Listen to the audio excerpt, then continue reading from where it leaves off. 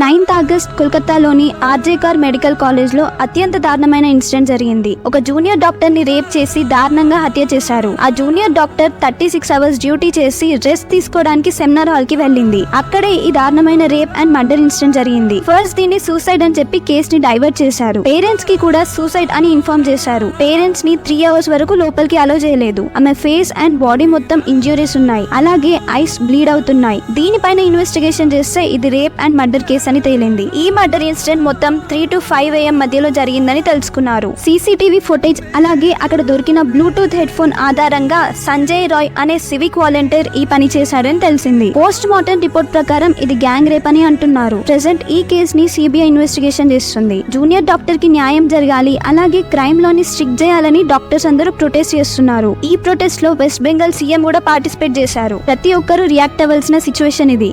Kolkata doctor case పైన supreme court serious అయింది. ఈ కేసులో ఎఫ్ఐఆర్ రికార్డ్ చేయడం ఎందుకు లేట్ అయిందని ప్రశ్నించింది. కాలేజ్ ప్రిన్సిపల్ అండ్ పోలీసులు ఏం చేస్తున్నారని సీరియస్ అయింది. అంత ఘోరం జరిగితే సూసైడ్ అని ఎలా చెప్పారని క్వశ్చన్ చేసింది. అలాగే డాక్టర్స్ ప్రొటెక్షన్ కోసం ఒక నేషనల్ టాస్క్ ఫోర్స్ ని ఏర్పాటు చేస్తున్నామని తెలిపింది. ఈ టాస్క్ ఫోర్స్ లో ఎక్స్పర్ట్ డాక్టర్స్ ఉంటారని చెప్పింది. ఇంకా ప్రొటెస్ట్ చేస్తున్న డాక్టర్స్ ని వాళ్ళ ప్రొటెస్ట్ ని ఆపేయాలని తెలిపింది. ఈ ప్రొటెస్ట్ వల్ల ఇంకా వేరే పేషెంట్స్ హెల్త్ ని నెగ్లెక్ట్ చేయరాదని చెప్పింది. డాక్టర్స్ ప్రొటెక్షన్ ఎప్పుడైనా ఫస్ట్ ప్రయారిటీ అని సుప్రీంకోర్టు చెప్పింది. ఆర్జీకర్ మెడికల్ కాలేజ్ ప్రిన్సిపల్ మాత్రం ఈ కేసుని సూసైడ్ కేసుగా చెప్పారు. అతని ప్రవర్తనపై అనుమానాలుంటే వెంటనే మరో కాలేజ్ కి అతన్ని ఎలా అపాయింట్ చేస్తారని ప్రశ్నించింది. ఈ కేసు పైన ప్రాపర్ ఇన్వెస్టిగేషన్ చేయాలని సుప్రీంకోర్టు ఆదేశించింది. ఈ వీడియోని అందరికీ తెలిసేలా షేర్ చేయండి.